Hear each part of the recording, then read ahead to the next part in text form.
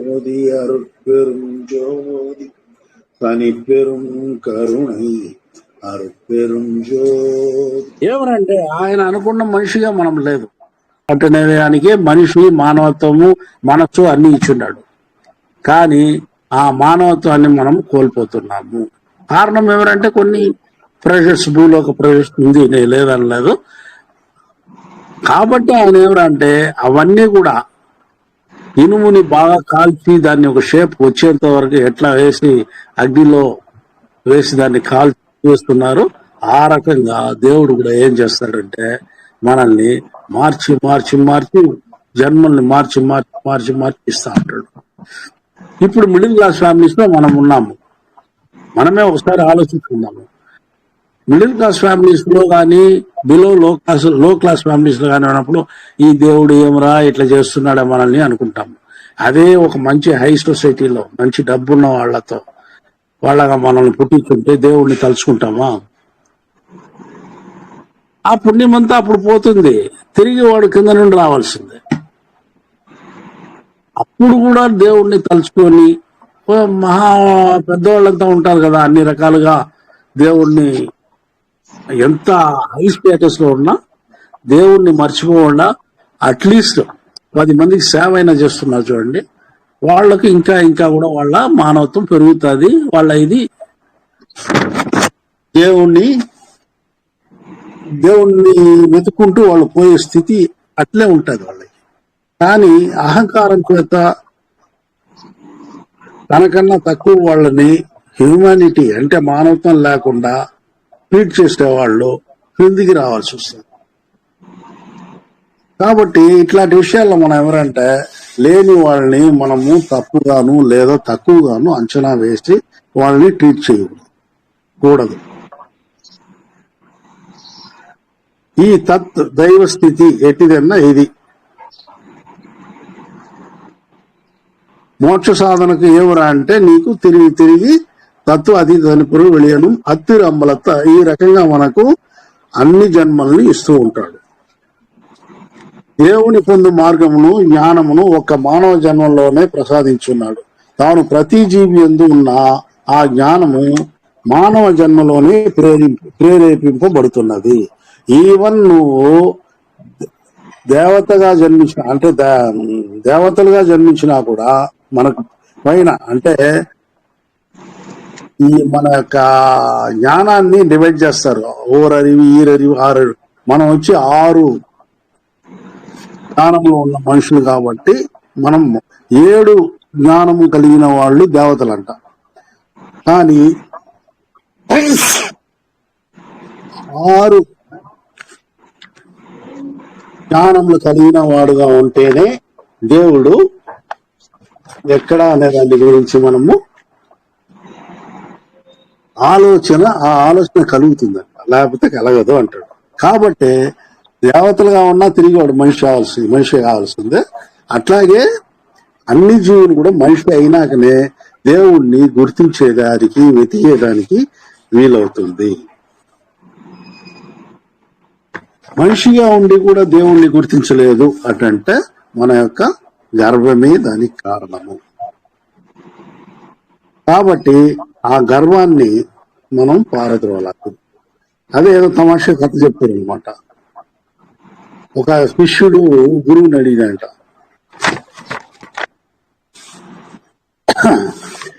నాకు ఎప్పుడు నేను దైవాన్ని పొందగలను అంటే ఆ గురువు ఏదో అన్నాడంట, నేను పోతే నువ్వు పోతావు అని. అంటే ఇది గురువు కాళ్ళు పట్టుకుంటే మనం పోతాం అనేది కాదు. నేను అనే అహంభావం నువ్వు ఎప్పుడు పొందుతావో ఆ రోజు నువ్వు దేవుని గురించి తెలుసుకోగలవు అట్లనేది. నెక్స్ట్ అదే అండి ఈ దీంట్లో ఉండేది. మన అన్ని జన్మల ఒక్కొక్క జన్మగా దేనికి వస్తున్నాము అంటే ఎక్కువ జన్మలు పొందుతున్నాము అంటే మన కారణం ఏంటంటే ఆ దైవాన్ని మనము గురించి తెలుసుకోవాలి. తెలుసుకున్నాక ఆయన్ని పొందుట ఎట్లా అనే విషయం పైన మనము ఆ మెట్లను కొద్ది కొద్దిగా ఎగబ్రాకి వెళ్ళాలి. దానికే స్వామి ఏమంటాడు, జీవకారుణ్యాన్ని పెంపొందించుకోండి అంటాడు. ముఖ్యంగా ఆయన ఎవరంటే ఏదేదో చెప్పుకుని అన్ని చేసేదానికన్నా కూడా ఫస్ట్ ఆకలి తీర్చండి. అట్లాగే ఆకలితో నిలిపేయొద్దండి. వీలైతే ఎవరైనా మెడికల్ మందులు లేదు అన్న వాళ్ళకి మందులు తీసివ్వండి, పుస్తకాలు లేదు అనే వాళ్ళకి పుస్తకాలు తీసివ్వండి. ఎనీ హెల్ప్ ఫ్రమ్, అది బేసిక్ హెల్ప్ గా ఉండాలి అంటాడు. బేసిక్ హెల్ప్ గా ఉండి వాళ్ళ వీలైనంత వరకు ఒకరోజు ఎంతో మంది భిక్షగాలు వస్తారు. ఆ భిక్షగాలకు మనం వేస్తే ఒక పూట వాళ్ళకి ఇదవుతుంది. కానీ వాళ్ళు పర్మనెంట్ గా, ఇప్పుడు చైనాలో చెప్పినట్టు, చైనాలో ఒక సామెత ఉందంట, వాడికి నువ్వు చేప పులుసు వేస్తే అన్నం పెట్టేదాని బదులు చేప ఎలా పట్టాలా నేర్పించు, వాడు బతుకుంటాడు అని. ఆ రకంగా మనం ఒక జీవితాన్ని నిలబెట్టాలి. ఆ రకంగా చేసినప్పుడు దేవుడు ఇంకా ఇంకా కూడా సంతోషిస్తాడు. నెక్స్ట్ 25వ పద్యం.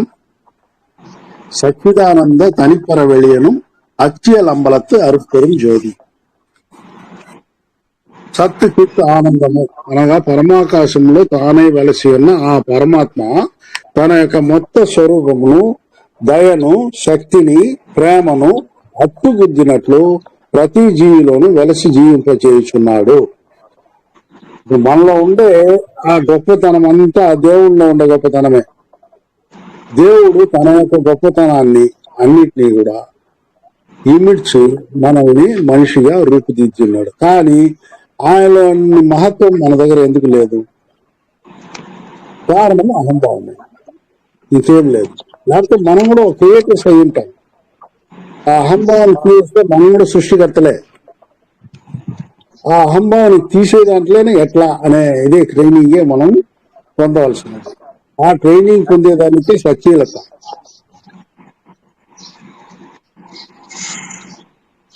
తానే ఏకదేశము అన్ని జీవులందు వెలిచిన్నాడు దేవుడు. ఈ విషయమును ఆరవ జ్ఞానముతో ప్రకాశించున్న మానవులు తెలుసుకొనలేక ఉన్నాము. ఈ విషయాన్నే మనం ఇంకా తెలుసుకోలేకపోతున్నాము. ఎక్కడ దేవుడు ఆడా అంటేనేది ఎక్కువ అవుతా ఉంది ఇప్పుడు. కరెక్టే ఒక రకంగా. ఎందుకంటే దేవుణ్ణి పూజించే వాళ్ళు అజ్ఞానవంతులుగా ఉండేదాని వల్లే ఈ ఆస్తికులు జ్ఞానం లేని వాళ్ళుగా ఉన్నారు. దేవుడు ఎక్కడ ఉండాలంటే వాడు ఖచ్చితంగా చూపించేది ఏమరంటే, మొదటి చెప్పే మాట దేవుడు అన్ని చోట్ల ఉన్నాడు. మరి అన్ని చోట్ల ఉంటే ఏడరా అంటే రా గుడికి అంటాడు. గుడిలో ఉంటే శిలావిగ్రహాన్ని చూపిస్తాడు. కానీ ఆస్తికుడికి జ్ఞానం ఉంటే నాస్తికుడి క్వశ్చన్కి ఆన్సర్ చెప్పవచ్చు. కానీ చెప్పడం ఏమనంటే వాడు చూపించేది కాల. కాబట్టి నాస్తికత ప్రబలుతా ఉంది. ఏడు నా కళ్ళ నుంచి చూపించి అంటాడు. అది చూపించలేకపోతున్నాడు. సరే, నువ్వు ఇంకోటి నీలో ఉన్నాడు కదా, నువ్వు బతుకుతా ఉన్నావు కాబట్టి నీలో దేవుడు ఉన్నాడు కదా, ఇంక దీనికి మించి ఏం కావాలి? ఈ సూర్యుడు వస్తా ఉన్నాడు, భూమి తిరుగుతా ఉంది, దీనికైతే ఎట్లా దేవుడు లేకుండా జరుగుతుందా అట్లా నీకు క్వశ్చన్ వేసాడు. అవన్నీ నేచర్ రా అంటాడు, ప్రకృతి. ఈ దేవుడు ఉన్నాడు అనేది, దేవుడు ఉన్నాడు అని కనుక్కునేదానికి మనము బాగా అతన్ని లోపలికి పోవాలి. ఆ లోపలికి పోవాలంటే ఆ క్వశ్చన్ అడిగిన వాడికి ఒక నీ జీవితంలో ఏమేమి అన్ని సాధించినావా కానీ అతన్ని అడిగినప్పుడు లేదు కొన్ని ఫెయిల్యూర్స్ ఉంది, ఆ ఫెయిల్యూర్స్ కారణం ఏమి అతన్ని కొద్దిగా వాళ్ళని ఇమ్మీడియట్ గా మనం సమాధానం చెప్పలేము వాళ్ళకి. ఇట్లంతా వాళ్ళకి ఏంటంటే ఆస్తికులు అనే వాళ్ళకి నిజంగా ఒక జ్ఞానంతో ఆ క్వశ్చన్ ని ఎదుర్కొనే ఇది లేకుండా పోతా ఉంది. కొన్ని విషయాల్లో ఎవరైనా కూడా ఇంత మనం మాట్లాడతాం మన వల్ల కూడా కాదు. అది ఏమన్నా అంటే నిజంగా తెలుసుకోవాలా ఉన్నాడా లేదా అనే ఒక నాస్తికుడి వల్లనే మనము అతన్నే మనము కన్విన్స్ చేయగలము. అట్లేదు మన మాదిరే ఉన్నారు నాస్తికుడు కూడా, ఆస్తికుల్లాగా లేదు వాళ్ళు ఏడ చూపిస్తాడు పోరా ఆటేసిపోతా ఉంటాడు. ఇట్లా కాకుండా నిజంగా తెలుసుకోవాలనే నాస్తికుడిని మనం నిజంగానే వాళ్ళని కన్విన్స్ చేసి దేవుడు ఉన్నాడు అని చెప్పగలం. కానీ అంత జ్ఞానము ఇది మన గుళ్ళల్లో పోయేది. ఏం పోతాము, ఒక టెంకాయ కొడతాము, ఆడ ఇది చేసుకుంటాము, వాళ్ళు ఏదో మంత్రాలు చెప్తారు, నేను దేవుడిని చూసినాను నాకు చాలు అన్నట్టు వచ్చేస్తున్నాం. కాబట్టి మనకు నాస్తికుల ప్రశ్నలకు ఆన్సర్ చెప్పలేకపోతున్నాం. ఆ నాస్తికులు కూడా ఎవర్రా అంటే ఊరికే ఎగతాళి చేసేదానికి నాస్తికులుగా మనల్ని ఆన్సర్ అడుగుతున్నారు కానీ నిజమైన నాస్తికుడు ఖచ్చితంగా వాళ్ళని మనము కన్విన్స్ చేయగలము. కాబట్టి మనం ఏమరా అంటే ఆస్తికత్వ నాస్తికత్వానికన్నా కూడా ఆ పరమాత్మని మనం గుర్తించాలా అంటే ఆస్తికులై ఉండి కూడా మనము చాలా ఏళ్ళుగా చాలా జన్మల్లో గుర్తించక ఇట్లా ఉండేదాని వల్లే ఇప్పుడు దేవుడు వల్లలారు గారిని పంపించారు. ఆ దేవుణ్ణి నువ్వు చూడాలంటే నువ్వు ఆత్మతో చూడాలరా బాబు. మామూలుగా పోయి నువ్వు ఏదో గుళ్ళో పూజలు చేసి నేను దేవుణ్ణి గుర్తించిన అంటే కుదరదు. అట్లనే దానికి సన్మార్గము అనే ఒక మార్గము ఏర్పడింది. దీన్ని మనం బాగా జీర్ణించుకోవాలి.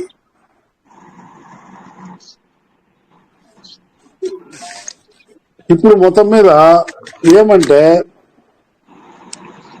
ఇన్ని రోజులు ఎందుకు దేవుడు మనకు ఈ సన్మార్గాన్ని బోధించలేదు? సన్మార్గం వచ్చింటే ఎప్పుడో వేదకాలంలోనే వచ్చిండాలి కదా, ఎందుకు రాలేదు? అట్లా అంటే మనకి మనం చెప్పుకునే సమాధానాలే. ఇది వచ్చి దేవుడు కరెక్ట్గా చెప్పినాడు కాదు, మనం ఇది అర్థం చేసుకునే దాని కోసం చెప్పుకుంటా ఉన్నాము. ఏమంటే ఒక బోధన జరగాలంటే ఎవరికైనా కానీ ఆ రిసీవింగ్ అంటే విని తెలుసుకునే జ్ఞానము కలిగి ఉన్నప్పుడే వీలవుతుంది. బిడ్డ పుట్టగానే వాళ్ళకి ఆల్ఫాబెట్స్ నేర్పించేది వీలవుతుందా? కాదు. ఎందుకు వీవన్ ప్రీ కేజీ కూడా ఎందుకు ఒక 4 అయినా కానీ పంపిస్తాం బిడ్డని. ఆ 3-4 వరకు దానివల్ల ఏం పట్టుకునేదని కాదు. ఆ రకంగానే మనిషిని పుట్టించినాడు దేవుడు. ఇన్ని లక్షల సంవత్సరాలు అవుతా ఉంది. ఇప్పుడిప్పుడే వాళ్ళకి జ్ఞానాన్ని గురించిన బోధన చేస్తే కొద్దిగా పట్టుకుంటారు. అంటే దీనికి ఇన్నేళ్ళు దేవుడు కూడా దాని గురించి ఎవరి ద్వారాను చెప్పలేదు అనే అనుకోవాలి మనం. ఇది పర్ఫెక్ట్ అని నేను చెప్పడంలా ఒక ఉదాహరణకి చెప్తున్నా. నాకు బిడ్డ పుట్టినాక ఒక 4 ఏళ్ల తర్వాతనే స్కూల్ పంపిస్తాం. ఏబిసిడి లేదా వాళ్ళు అన్ని నేర్పిస్తాము. వాళ్ళు ఒక్కొక్కటి దిద్దుకుంటా తెలుసుకుంటారు. కానీ అదే బిడ్డ పుట్టిందే చేయలేము కదా. అట్లాగే ఈ ప్రపంచంలో మానవ సృష్టి కొన్ని లక్షల సంవత్సరాల ముందు జరిగింది. కానీ దేవుడు తన ఉనికిని ఎవరికి ఎప్పుడు కూడా తప్పలేదు.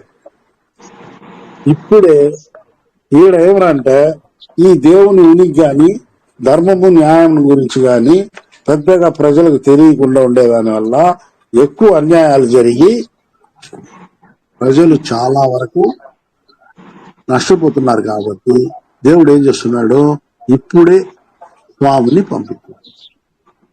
నువ్వు కొద్దిగా పోయి సన్మార్గాన్ని బోధించిరారా అనేసి వల్లలారు స్వామిని పంపించిన దాని వల్ల ఆయన కూడా ఇప్పుడే వచ్చి ఈ విషయాన్నంతా కొద్దిగా బోధించాడు అనమాట. ఇది మనకి ఇంతవరకు దిక్కు లేకుండా ఉన్నాం. కానీ చిరు వెలుగు వల్లలారు ద్వారా మనకు ఏర్పడింది. కాబట్టి మనము ఆ పక్వాన్ని ఆయన చెప్పిన బోధనల నుండి మనము తెలుసుకొని ఆ టైప్కి మనము ఎదిగేదానికి ప్రయత్నించాలి. టేక్ ఇట్ ఈజీగా కానీ అయ్యో ఇది చాలా కష్టము అని కానీ ఇది చేయొద్దండి. ఎందుకంటే ఆయన కుండలినే పైకి ఎక్కించొచ్చు అంటనే దానికి ఎట్టు మీరండం ఇయలు ముற்பడియన అట్ట నిండ్రు అరుళి అరుపురంజోది అంటాడు ఒక చోట.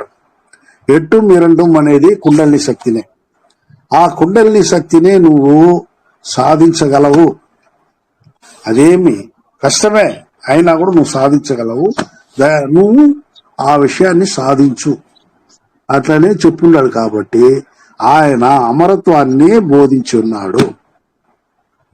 దేవుడు గాని వల్లలారు గాని అమరత్వాన్ని బోధించున్నాడు.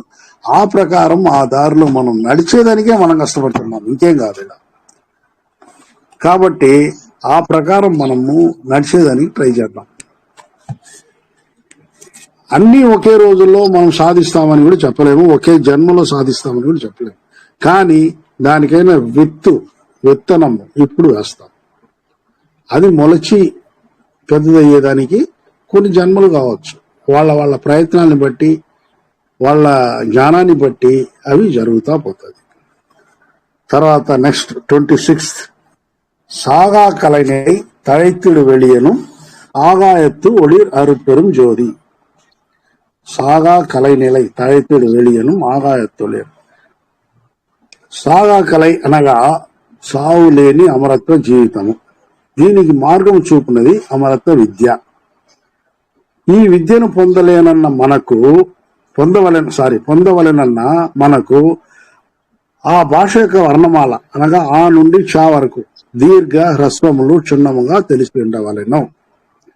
అట్లే ఈ అమర విద్య అను భాష ఏది అనగా సన్మార్గము.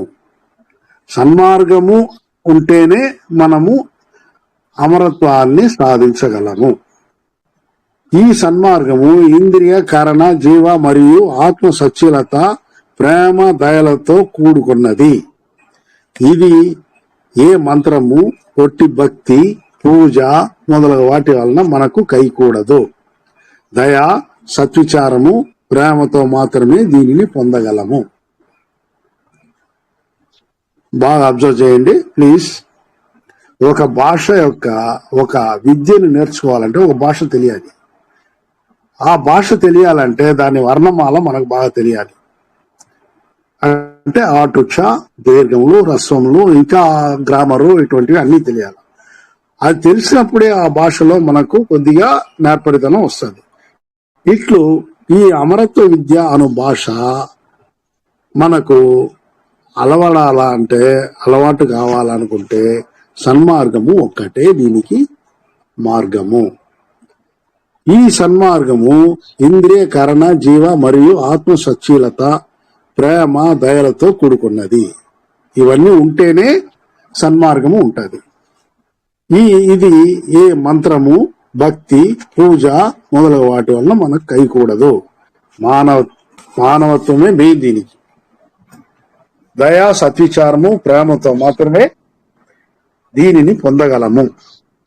ఇట్టి అమరత్వంతో ఆది అంతము కాలము లేని ఒక శక్తి అనగా అరుట్పొడి జ్యోతి విశ్వాకాశంలో ఈ అండములో వెలసి ఉన్నది. అదే చిదాత్మగా పిండాకాశంలో అనంత జీవులలో కలిసి ఉన్నది. ఆకాశంలో ఏమవుతోంది? ఈ విశ్వంలో టోటల్ గా కలిసి ఉంది. అదే అన్ని వస్తువుల్లోనూ అన్ని జీవుల్లోనూ పిండముగా కూడా కలిసి ఉంది. ఇంతవరకు మన పూర్వీకులు, సిద్ధాంతములు, ఋషులు, మునులు మొదలగు వారు క్రింది ఆకాశ స్థితులను మాత్రమే తెలుసుకొని మనకు బోధించి ఉన్నారు. ఏదిరా అంటే భూతాకాశం. దీనిని మన దేహంలోని ఇంద్రియాకాశము అని కూడా అంటారు. రెండవది కరణాకాశం. ఇది బాహ్యాంతరమైన మనోవాకాయ కర్మ మనకు మరియు అంతఃకరణమైన మనస్సు, బుద్ధి, చిత్తము, అహంకారము ఉన్న స్థితి కరణాకాశం. జీవాకాశం స్థూల సూక్ష్మ కరణ దేహంలో ఉన్న సాధారణ అసాధారణ ప్రాణ చైతన్య స్థితి. ఆత్మాకాశం కర్మ, భక్తి, జ్ఞాన, యోగ సిద్ధులకు మూలమైన స్థితి. ఇదే ఆత్మాకాశము. భూతాకాశం, కరణాకాశం, జీవాకాశం, ఆత్మాకాశం.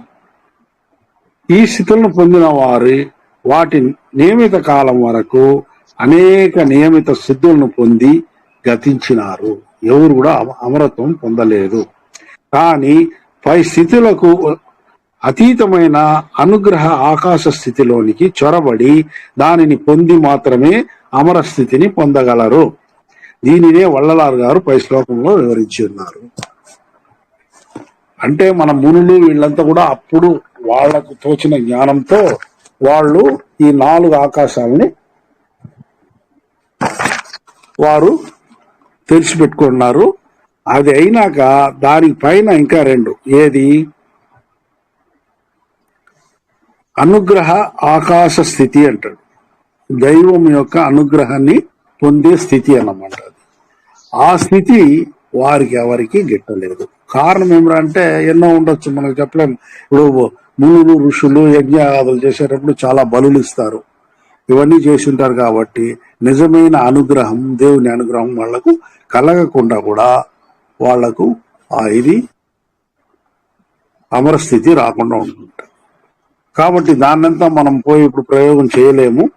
కానీ దీనివల్ల మనకేమరా అంటే ఇప్పుడు ఏమరా అంటే అమరస్థితి గురించే, అమరత్వం గురించే మనం ఎక్కువగా ఇది చేస్తున్నాం కాబట్టి, ఎక్కువగా ప్రిఫరెన్స్ ఇస్తున్నాం కాబట్టి, అంతవరకు కావాలంటే అమరత్వాన్ని గురించే కావాలన్నప్పుడు మనం నో డౌట్ దీనికే పోవాలి. ఏది? సన్మార్గంలోనే నడవాలి. ఇది ఈ శ్లోకంలో ఉండే అర్థం. సాగా కలైనెలై తழைతిడి வெளியனும் ఆగాయత్తు ఒళి అరుపెరుం జ్యోతి అంటాడు. ఇది తర్వాత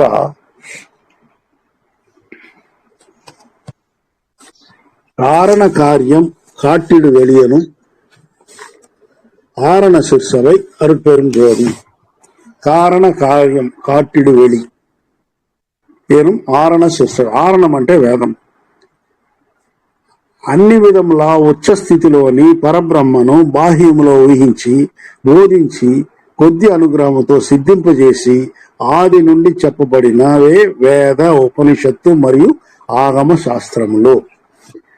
అన్ని విధములా ఉచ్చ స్థితిలోని పరబ్రహ్మను బాహ్యంలో ఊహించి అంటే బాహ్యం ఇంద్రియములు, బాహ్యము అనేది మనస్సులో ఊహించి దాన్ని బోధించి దానివల్ల కొద్దిగా కలిగిన అనుభవము, అనుగ్రహముతో ఆది నుండి చెప్పబడిన మొట్టమొదట చెప్పబడినవే వేద, ఉపనిషత్తు మరియు ఆగమ శాస్త్రంలో.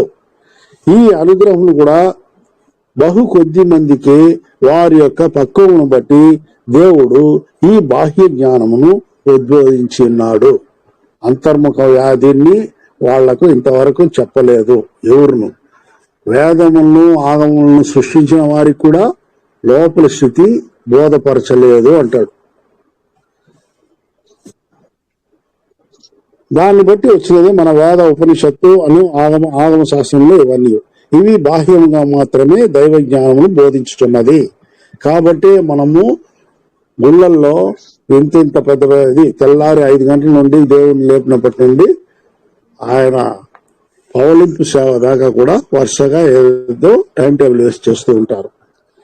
ఇది ఆ ప్రకారమే, ఆగమ శాస్త్ర ప్రకారమే జరుగుతుంది.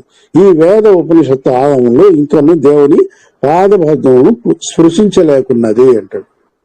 నిజంగా దేవుణ్ణి లోపల జీవ జ్ఞానంతో గాని ఆత్మ జ్ఞానంతో గాని చూడలేదు ఇంకా. కాబట్టి దేవుణ్ణి గురించిన పూర్తి వివరములు వీటిల్లో వేదంలో గాని, ఉపనిషత్తులో గాని, ఆగమ శాస్త్రంలో గాని లేవు అంటాడు.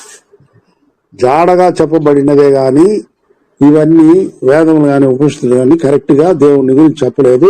దీనివల్ల ఏమి ప్రయోజనం ఉంటాడు ఇంకొక పాటలో వల్లలా స్వామి ప్రయోజనం లేదు అనే దీనికి వచ్చేస్తాడు. కారణం ఏమనగా మన పూర్వజ్ఞానులు తమ యొక్క బలహీనములను ఈ సాంఘిక వ్యవస్థలో పోగొట్టుకొనలేక వీడక దేహభోగ ఇచ్ఛ మరియు కామక్రోధములతోనే వేదాభ్యాసము మరియు స్తోత్రములు బోధించిరి. వాళ్ళ పర్సనల్ ఎట్లా ఉంటుందంటే దాన్ని పెద్దగా పట్టించుకోలేదు. మనం ప్యూర్ గా ఉండాలా అని వాళ్ళ పర్సనల్ జీవితాలని ప్యూర్ గా గడపలేదు అంటాడు స్వామి. దీనికి ఇంతకుముందు చెప్పానో లేదో దీన్ని కూడా మనం లెక్కగా తీసుకోవాలి. వ్యాసుని గురించి ఆయనే కదా 18 పురాణాలు రాసింది. వాల్మీకి అంతకుముందు ఎట్లున్నాడు? పిట్టలు కొట్టి దాంట్లో అంటే బోయ ఆయన అట్లా ఉంటాడు. ఆ పాపాలు ఉంటాయి కదా. తర్వాత అట్లే ఈయన ఉంటాడు. ఇది వ్యాసుడు కూడా ఎట్లా అంటే పరాశరుడు వ్యాసుడికి తండ్రి. టైం అయిపోయింది అనుకుంటా. వ్యాసుడికి తండ్రి పరాశరుడు. వ్యాసుడు ఒకసారి ఒక కొలని గట్లో పోతూ ఉంటే లేడీస్ అంతా స్నానం చేస్తున్నారంట, ఆడవాళ్ళు. వ్యాసుడు వస్తున్నాడు అంటే అది ఫస్ట్ పరాశరుడు పోతా ఉంటాడు, వ్యాసుడి తండ్రి. అందులో స్నానం చేస్తున్న ఒక ఆడ అమ్మాయి, అవి ఎవరో మగవాళ్ళు వస్తున్నారు, మనము డ్రెస్ చీర చేసుకుని మనం బయట వచ్చేస్తాం రా అని ఇంకొక స్త్రీని పక్కనుండే వాళ్ళ ఫ్రెండ్ ని పిలుస్తుంది. ఆమె ఎవరు వచ్చి చూసి పరాశరుడు వస్తున్నాడు, అతనికి రాయికి వ్యత్యాసం లేదు, అతను పోయినా మనల్ని చూడు, మనం ఆయన గురించి కేర్ చేయాల్సిన అవసరం లేదు అట్లని ఆమె చెప్పి వాళ్ళు మామూలుగా స్నానం చేస్తాడు. కొంతసేపటికి వ్యాసుడు పోతాడు. అప్పుడు ముందు తన స్నేహితురాలు చెప్పిన విషయాన్ని బట్టి ఈమె గమ్మనే ఉంటది, మొదట ప్రశ్నించిన ఆమె. కానీ ఆమెకు సమాధానం చెప్పిన ఆమె వెంటనే వ్యాసుడిని చూసి, అయ్యో వ్యాసుడు వస్తాడు, లేచి లే మనము చీర కట్టుకుని దూరంగా ఉండిపోతాము, వ్యాసుడు అటువంటి వాడు అంటాడు. అంటే వ్యాసుల్లో ఉన్న బలహీనతని కూడా ఇటువంటి బలహీనతలు ఉండే వాళ్ళంతా చేసిన పురాణాల్లో తప్పులు సన్మార్గ కాలంలో ఈజీగా బయటికి వస్తుంది అంటాడు వల్లలార స్వామి. ఆ రకంగా చేసిన దాని వల్లనే ఈ సాంఘిక వ్యవస్థలో కాబట్టి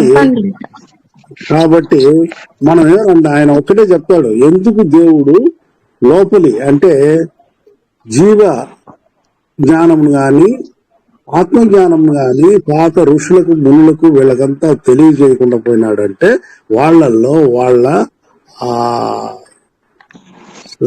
సత్యత అనేది వాళ్ళల్లో కొంచెం తక్కువగా ఉండింది కాబట్టి దాన్ని అప్పుడు తెలియపరచలేదు అంటాడు.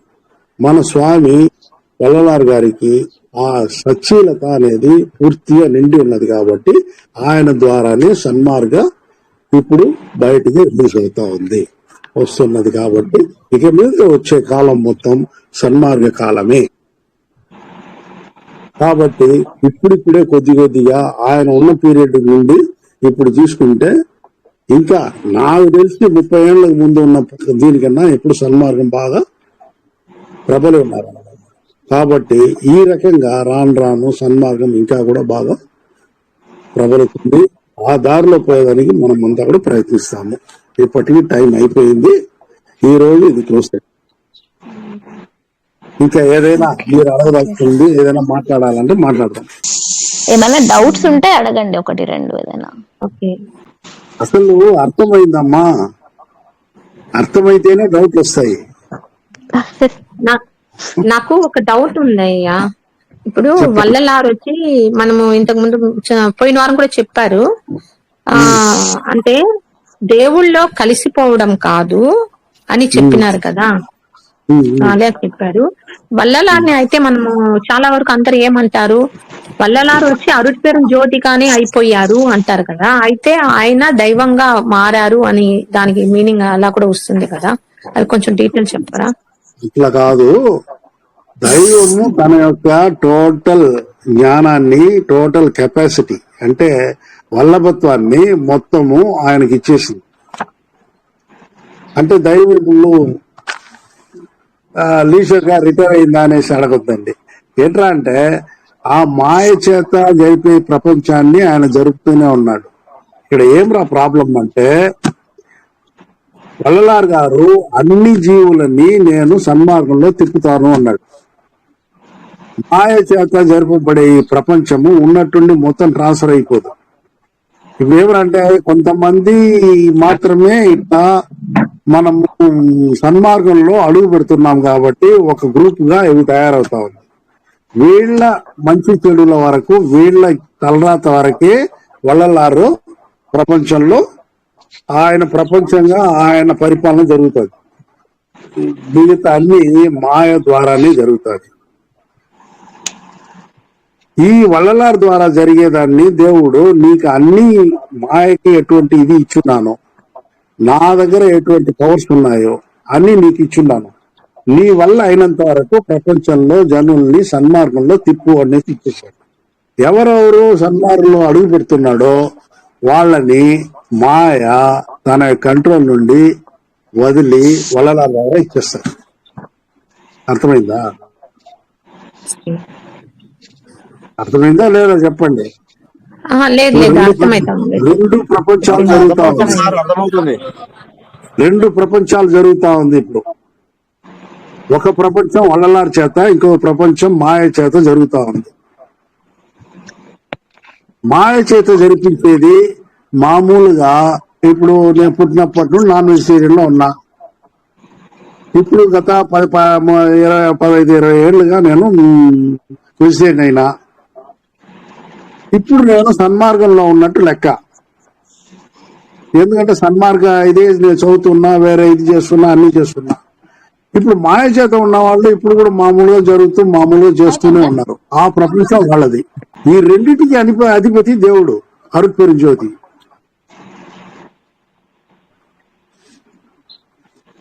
హలో అర్థమైంది. ప్రొఫెసర్ అనేసి ఒక ఆయనకి ఇది ఇస్తాడు అనుకోండి అపాయింట్మెంట్. గవర్నమెంట్ కాన్స్టిట్యూషన్ లాగా మా అరుట్పేరు జ్యోతి దానికి ఎంత డివిజన్స్ ఉంటాయి. ఇప్పుడు సన్మార్గ డివిజన్ కి వెళ్ళారు. ఎంతో మంది పోయారు కదా, అందరికీ లేదే ఆ ఛాన్స్. అందువల్లే ఆయన గొప్పతనాన్ని ముందు చెప్పిన. ఉయ్యూరుகளுக்கு உறும் இடையூறெல்லாம் விலக நீ அடைந்து. ఈ ఛాన్స్ వేరే ఎవరికి ఇవ్వలేదే. అట్లాగే అన్ని ఇది కూడా ఉంది కదా. మామూలుగా ఆయనకు ముందు అన్ని సిద్ధులు ఇచ్చాడు. మూవరం దేవరం పెద్దరం యావరం పెట్టడా ఈయన కళితనై వాళ్ళకన్నా ముగ్గురికన్నా హై లెవెల్లో ఎవరు ఉండేది. ముగ్గురు త్రిమూర్తులు పంచమూర్తుల కన్నా పైన మాయ ఉంది. ఆ మాయ కన్నా కూడా ఎక్కువగా ఇప్పుడు ఈయనకి ఆ ఇది ఇచ్చున్నాడు. సెంగోలు ఆయనకే ఇచ్చేసినాడు. మాయకు సెంగోలు ఇలా. ఆ సెంగోల్ అంటే తెలుసు కదా ఏదేనే. మన పార్లమెంట్ లో కూడా 2 నెలలకు ముందు వచ్చింది ఆ ఇది రాజదండం అంటారు కదా. రాజదండం. ఆ రాజదండాన్ని తన నుండి తన కొడుగ్గా ఈయన్ని డిక్లేర్ చేసి తన కొడుగ్గా వెనక్కి తలైమగన్ నీదా అని నెసిచ్చేశాడు. ఇవన్నీ మీరు అరుట్పాలో పాటలు కొన్ని వస్తాయి. ఆయన తన తలైమగన్ అనింది. తలైమగన్ అంటే మీ మొదటి కొడుకు, పెద్ద కొడుకు. ఈ రకంగా చాలా ఉన్నాయి. అవి మనం అన్ని చదివినామంటే కొద్దిగా బోధపడుతుంది. అది దురదృష్టం ఏమరా అంటే తెలుగులో లేదు. ఇక కొద్దిగా మనం నేర్చుకుందాం అంతే, ఇంకేం కాదు. ఇవన్నీ చదివినప్పుడు మనకు తెలుస్తుంది అనమాట. రాజదండం అంటే ఏమి, అది చేతిలో వచ్చేస్తే అన్ని పవర్స్ వచ్చేసినట్టు. దేవుడికి ఈయనకి పవర్ లో ఎప్పుడు భేదము లేదు. కానీ ఏ టైంలో అయినా నేను నీకన్నా గొప్పవాడని కాదు, ఆయన పాదకాంతులుగానే ఉంటాను. అర్థమైందా? ఇప్పుడు మన సన్మార్గంలో ఎంటర్ అయినాం కాబట్టి మనకు అధిపతి ఎవరు అంటే వాళ్ళలారే. ఆయనలో ఉండే దేవుళ్ళంతా మనకు ఎటువంటి దీంట్లోనూ మనకు టచ్ కారు. ఈ రకంగా అర్థం చేసుకుంటే కొద్దిగా మనకు ఈజీగా ఉంటుందమ్మా. తిరు అరుట్పా అగవల్ మొదటి నుంచి చూడదలుచుకున్న వారి కొరకు డిస్క్రిప్షన్ బాక్సులో లింక్ ఉంచి ఉన్నాము, చూడగలరు. Thank you. సర్వే జన సుఖ సంతోష ఆనంద భవంతు.